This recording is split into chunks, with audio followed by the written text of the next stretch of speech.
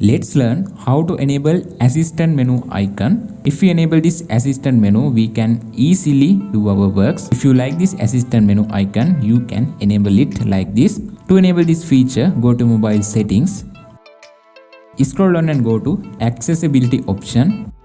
In here, click on this interaction and dexterity option. In here, you can enable this assistant menu icon like this. After, you can see this ball icon. In here, lot of features have. You can open recent applications, you can go to home screen, you can take screenshots, or you can turn off your lock screen. If you like this feature, you can enable this assistant menu. You can easily doing your works using this icon.